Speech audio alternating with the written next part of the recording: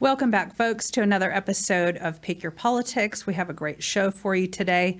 My name is Stephanie Phillips, and I am flying solo today. Dennis is not here, but he'll be back next week. We have a wonderful guest for you, but before that, I just wanted to mention and give our condolence to the family of the officer that we lost this last week. His name is Trong Tai, and he was with Metro over 20 years and sadly was killed in the line of duty last week. We have Sheriff-elect Kevin McMahill here with us today. He has served in the U.S. Army for 3 years. He has served in the law enforcement community here for over 30 years. He is a father of 5 and has 2 grandkids. And he was the assistant sheriff in 2013 and then promoted to undersheriff in 2014. And now he is sheriff-elect of Clark County. Welcome to the show, Kevin. Thanks for having me. Appreciate it. Thank you. Thank you. And don't forget, I'm also husband of 1. Oh, yeah, that's right. Yes, absolutely. Forgive me. Yes, he is. And so glad. Thank you for taking the time. I know you're busy. I know your campaign, you were super busy and you took a couple of weeks off maybe for a vacation, and then you're back at it. And tell everybody what exactly you're doing to prepare before you take office in January. Well, obviously, I won the primary election June 14th, and thank you to the citizens here for voting me in. I don't actually take office until January 4th, and so being cognizant of the fact that Sheriff Lombardo is the sheriff and duly elected until he obviously gets through this next part of his political career. But I'm really already working towards, I was at Metro for a long time. I was the number 2 guy, the undersheriff for 6 years, so I know the lay of the land. It's not like I'm new to it. But we're also going to be moving into a legislative session here as soon as I take office, and there's a lot of people that want to pass bad laws that I'm trying to go out and make sure that we start to begin conversation around what policing looks like today. As you well know, we're having trouble recruiting officers. Part of that is the environment out there and sort of the post-George Floyd movement, and then after COVID, and we lost 5 officers during COVID, and then certainly thank you, by the way, for starting off with the recognition of Officer Tai. That's a very difficult thing for our police department to go through during any period of time. But he was an amazing man and great father, and a big loss like that affects our police department. So I'm going out and meeting with as many people as I can, talking to our officers, continuing to encourage them, and really just setting myself up for success when I get started. Yeah, that's good. When you mentioned the George Floyd thing, that was, we're coming off the heels of all this defund the police thing. How do you think that has affected, because crime is up, all over the country, but especially here in Vegas. But do you think, how has that defund the police movement affected officers here? Does it affect their mindset, how they deal with criminals? Are they trying to let people off the hook because they're getting a bad rap? They've been criticized and crucified and, all of that all over the country. I mean, listen, the truth is it's demoralizing. I mean, those men and women go out every single day to make a difference in this community, just like Ty did. He went to work that night.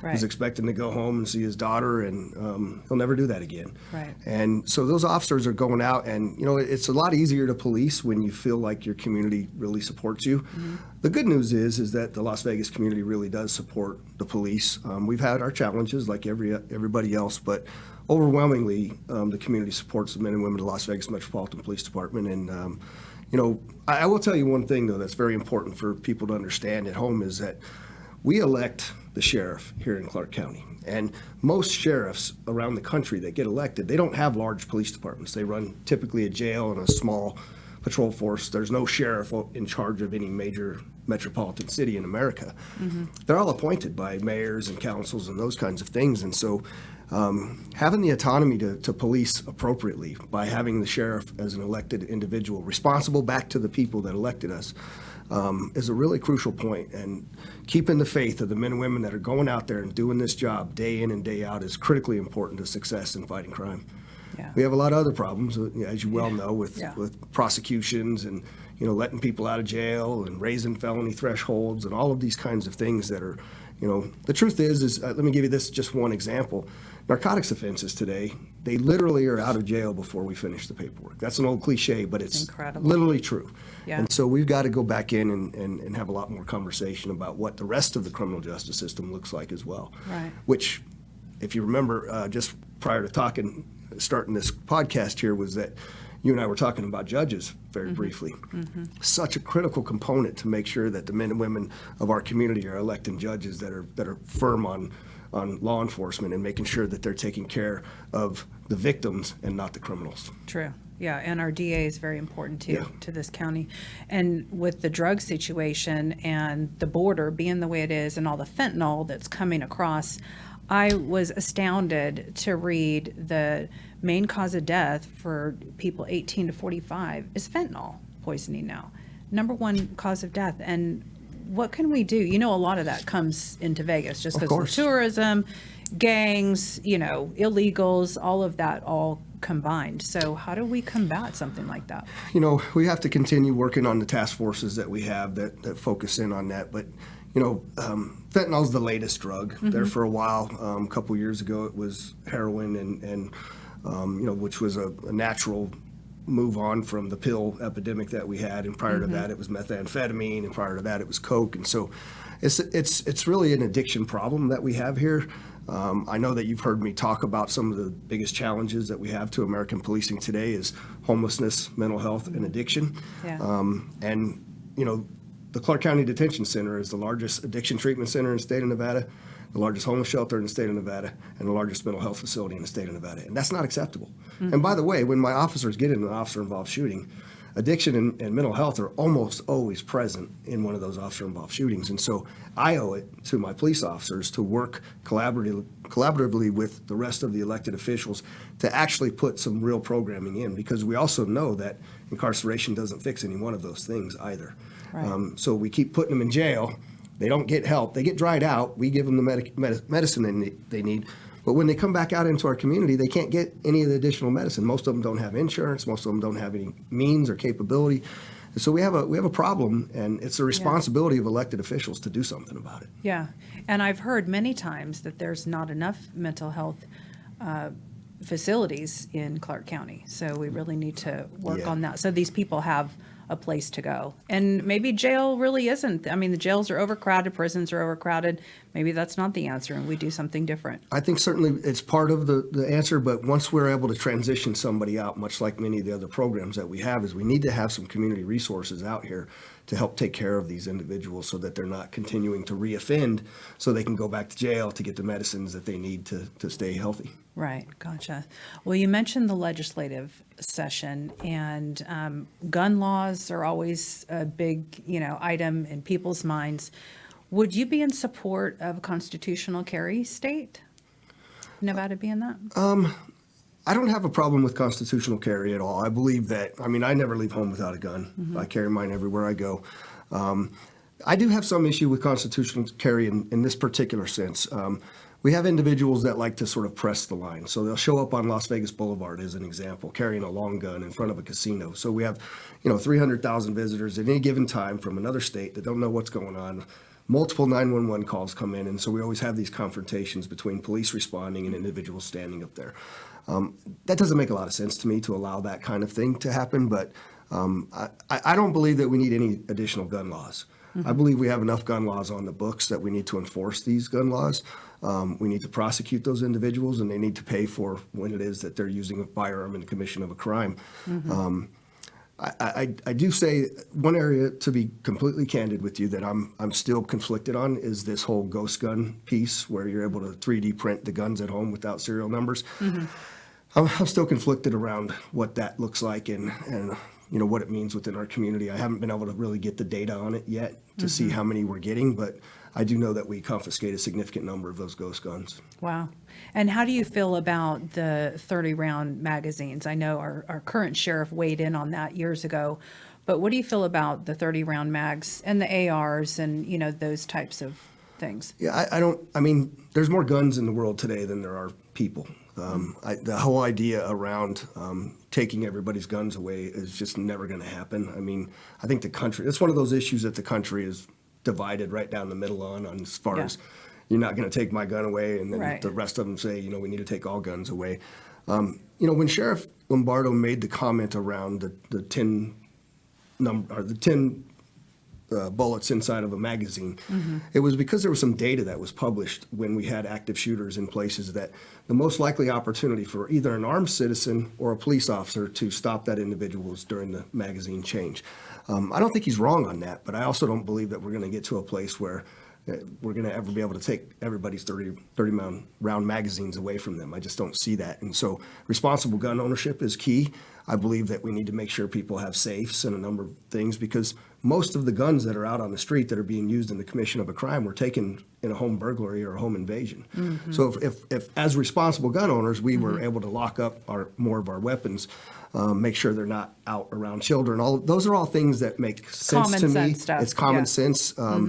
Some people on the gun rights side think that that's more restrictive. I just don't see it that way. I think it's common sense gun ownership. Yeah.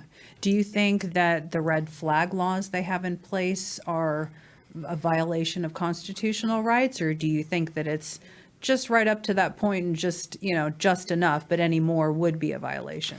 Well, I don't believe you have due process when it comes to these things. You can petition a court, get an order to go take a gun from somebody, and we've never given the opportunity to figure out whether if it was just an angry spouse or it was an isolated incident. And those laws aren't working either. I mean, I think the latest number I saw was around 5 of them had even been issued. And then there's the question of, okay, so we have an order to take somebody's weapons away. So that means they want me to go have my officers go to somebody's home to try to take their weapons away from them. And there's really no mechanism allowed for us to do that. The warrant's not necessarily issued with it. So there's a lot more issues around those red flag laws than there are answers. Yeah. One thing that our city deals with a whole bunch, we're, basically number one in the country or very close to it in the sex trafficking area. And it seems like these people are caught, they're prosecuted, but I don't know that the penalties are stiff enough because there's such a high rate of reoffending in this area. And Vegas is just a playground for that type of thing, unfortunately. Where is the shortfall with that, and what can we do as a community and a whole? Because it's not just your problem. You can't do everything. It's the judges, like you said, the DA, and all of us as a community. How can we combat that more? So that's a great question. That's actually one of the things that I'm working on as we speak right now. We have F1 coming, the automobile racing. We have the Super Bowl coming. Every single time an event like that, of that magnitude occurs, you have a significant increase in human trafficking, sex trafficking, all of those kinds of things. And we have a lot of resources in our community that are out there, disparate resources that are out there actually working in this arena, but they don't really communicate all that well with one another. And so my intent is to bring them all together when I become the sheriff and sit us all down at the table, really identify who is capable of what, connecting all the dots and finding out where the gaps are so that we can fill those gaps in with additional programming and resources and really try to make a unified front towards this human trafficking and the sex trafficking industry.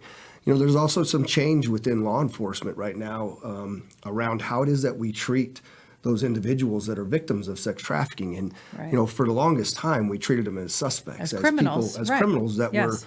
were, and that doesn't work. No. We're very shortly getting ready to open up a bed for victims of sex trafficking, a inpatient center that is being funded as we speak, and the groundbreaking is next month, I believe.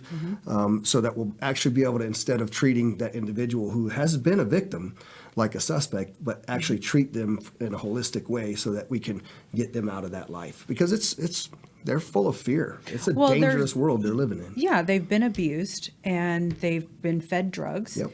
And they've been threatened, with their lives. And so I can see how they would be in a jail system and they're scared and they're going to go back to that pimp. They're going to go back to that guy that's putting them out there because there's no other alternative. Yeah.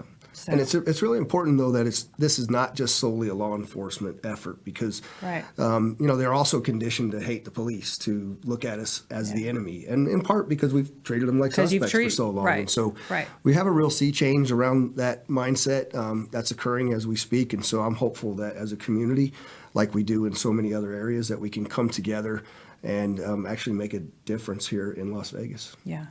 So you know as well as I do, and anyone who's lived in Clark County for a long time, the murder rate's up, home invasions are up, assaults. We just saw, a stabbing on the Strip a few weeks ago, and just all this crime. People are worried about their safety in their communities. So what do you say to the folks that? What are we going to do about that? Yeah, so 6 years while I was in charge of the Las Vegas Metropolitan Police Department, sort of day-to-day operations, 5 of those 6 years we went down in all Part 1 crime. So I know how to fight crime, and that is motivating cops and pointing them in the right direction and going after the bad guys.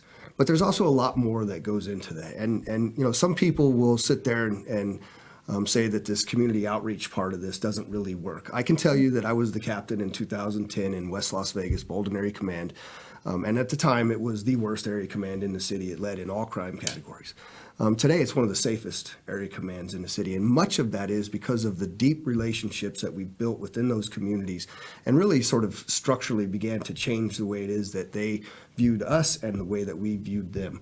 And so that community effort, if we approach this with the mentality that crime is a responsibility of all of us, then we can have a bigger impact on that crime.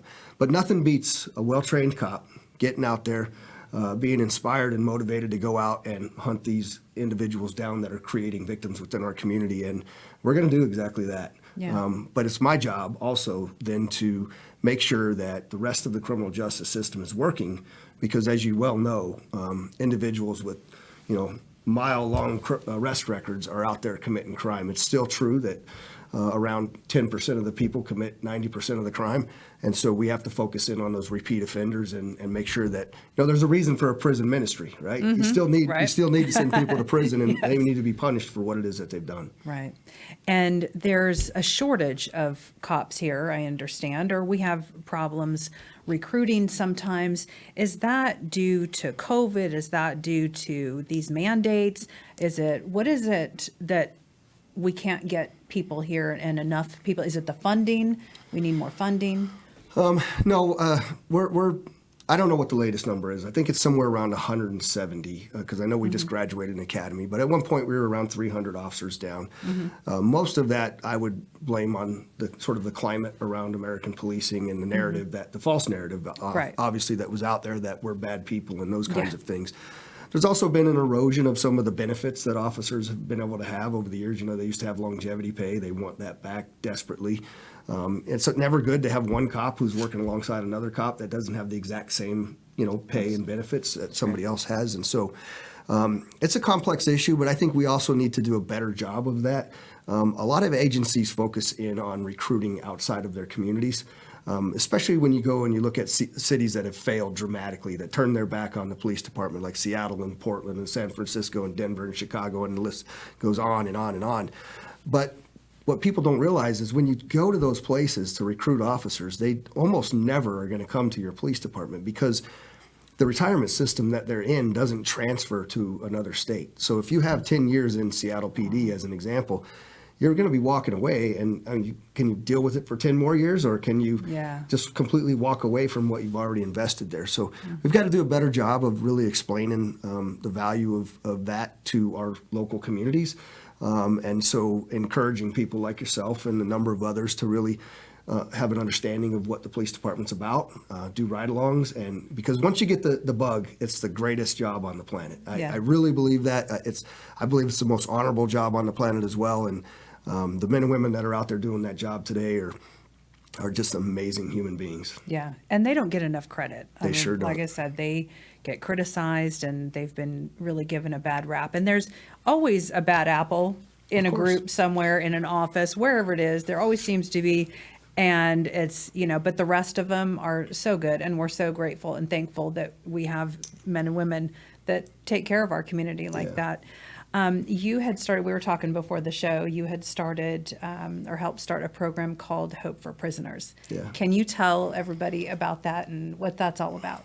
So it actually started off when I was working as the captain of Bolden, and I had been approached by several different people that were running reentry programs, and I hadn't seen them actually help anybody, to be very candid with you. And so along came John Ponder with Hope for Prisoners, and he'd been in prison himself for a number of years. And we sat down and we started to have some conversation, and the question came up about, well, what if we had police officers working as mentors to returning offenders? It had never been done in the country. I don't know that it's been done anywhere else in the country. And so I thought to myself was, well, you know, if you've gone to prison and you've paid your dues, what we've seen over and over again is you get released back into the same community where you were offending before, but with less opportunity, less hope, usually no job or a very low minimum wage paying job. You can't fend for yourself. You have no housing. You can't really develop a relationship with anybody that maybe you left behind, your children or your wife or whoever it was. And so I thought, you know what, let's invest in them. Because if we can actually make a difference, if we believe that 10% of the people are committing a crime and we stop these individuals from going back and committing a crime, then we've won all the way around. And so this thing has progressed so far now that I have more volunteer officers to work as mentors than I do the capacity to put people through the system. Wow. HopeForPrisoners.org, if you don't know what it is, it's an amazing program. 90% plus of the individuals that come through the program never reoffend again. And I challenge you to find any other prisoner reentry program in the country that is not completely opposite of that. 90% of the people typically go back to prison. Yeah. And this thing is actually changing lives, and it's just magical. We do a graduation once a month at police headquarters. I joke with them all the time about how many of you guys a year ago thought you would be sitting in a police headquarters graduating from a program like this, and it just they be reduced to tears over and over and over again. The stories are just magical, and you're welcome to come to any one of the graduations. That's incredible. Yeah, I've seen that. I need to attend one of those. Yeah, it's great. Also, I was reading on your website, you'd like to create a wellness bureau. Yeah. Tell me about that. I'm really excited about this. You know, when you go through 30 years of law enforcement, I didn't recognize this. I recognized after 1 October that I had a bit of PTSD. You know, it's not normal for 58 people to be killed on your watch and 422 to be shot and 850 to be injured. Right. But, you know, my whole career, I started in 1990. We were taught, whatever you saw, put it away, kid, and get back to work. And so I got to thinking about how it is that we really take care of our cops. And we have a great employee assistance program, but you know, a lot of people won't use an employee assistance program because they think of rumor and innuendo and impact on their career, of promotions and transfers and those kinds of things. So I thought, what if we put together something to deal with singular instances of trauma, as well as the cumulative effect of trauma on a police officer over 30 years. You know, how many homicide scenes I've been to in my career, or how many child rapes I've been to, and the list goes, all the horrible things you could think about. Right. And after we're done with those, we're expected to get right back in that police car and go right back to work. And then we're surprised when we have maybe some foul language used, or we have a little bit of excess force used. Instead, what if we put together a bureau that focuses in on taking care of the heart, mind, body, and soul of our men and women, and take care of them in a way that we've never taken care of them before? I think if we do that, they're going to take care of this community in a way that they've never taken care of it before as well. Yeah. And so I am extremely excited about putting this thing together, and there's a lot of people that are very interested in assisting me to do that. Again, I'm not an expert on any of that, but I know how to build teams, and I know how to get those teams to come together, to coalesce, and to go forward and make a significant difference in the lives of our officers and their families. Well, I think that's really needed, and that's a wonderful idea. But there's a lot of, there's like a stigmatism against people going to get counseling or therapy or whatever that is, and or they may think it's a weakness if they ask for help. And certainly the job that you guys do is, it can definitely take a toll on somebody mentally. And if there's no place to reach out to get help, I think that's a really good idea. And it's what you bring up, Stephanie, is it's a culture. It's what we bred into our organization, and all law enforcement really did that. So how do you break culture? Sometimes you just have to do it right over your knee, right? But other times you do it through example. I'm going to be one of the first volunteers, if not the first, once we get it up, to submit to mental health assistance from the people that we put it out there. So my men and women can actually say, the sheriff did it, it's okay. Before we get to a place, and listen, I tell you, when I retired, there were 13 officers on the wall that had been killed in the line of duty since I started. Wow. We don't have a wall for suicide, but we've lost more officers to suicide than we have being killed in the line of duty. And so it's this sort of unspoken piece of American policing that we have to bring out, shine a light on, and then do something about it. And I intend to do that. That's wonderful. I love that. You touched on this just a little bit before, the homelessness in our community. That's a huge problem, well, all over the country, but it's gotten worse here over the years. How does that, and what problems does that present for your officers as they're out there in the community? Yeah, it's a big issue. I tell you, one of the challenges that we have is that a lot of people just want to just completely decriminalize homelessness. In other words, allow them to do whatever they want to do. And we've seen the results of that kind of thing in Seattle and LA and a number of other places where people can park out in front of your home, in front of your business, and there's nothing the police can do about it. And that's not the answer.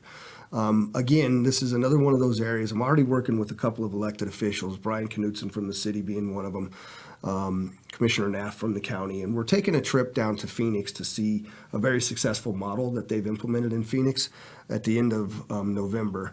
And also, the challenge that we have here is we still have, Metro doesn't have this problem because we're a joint city and county police department, but we have a city government and a county government, and they all have different ideas about how to combat this particular issue, along with addiction and mental health.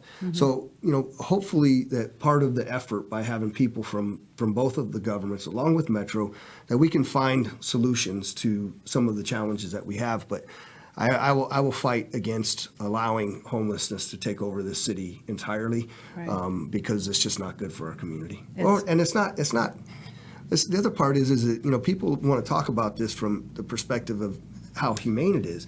It's not humane for these people to be sleeping out in the middle of the desert or under the tunnels or under bridges. I don't buy that argument. And so I flip it back around as we have to find solutions, and the solution is not to just let them do whatever they want. Well, and some of these people are precious veterans that have no business being on the street. And some of these are single women with children. And of course, I know that there's an element that they want to be on the street. They don't want to be part of a functioning society.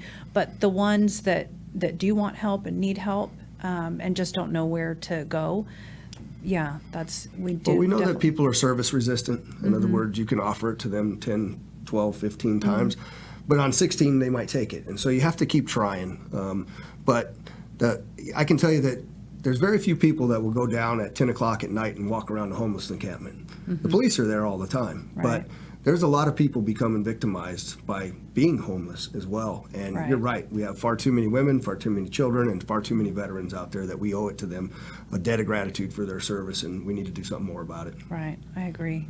Well, we're running out of time, but before we let you go, if people want to get in touch with you, can you, and also if people are watching and they're interested in becoming a part of the police department, can you tell the folks how to reach you and how they can go about to do that? Yeah, so like I said, I don't take office till January 4th, but in the meantime, you can use my campaign website for electkevinmcmahill.com.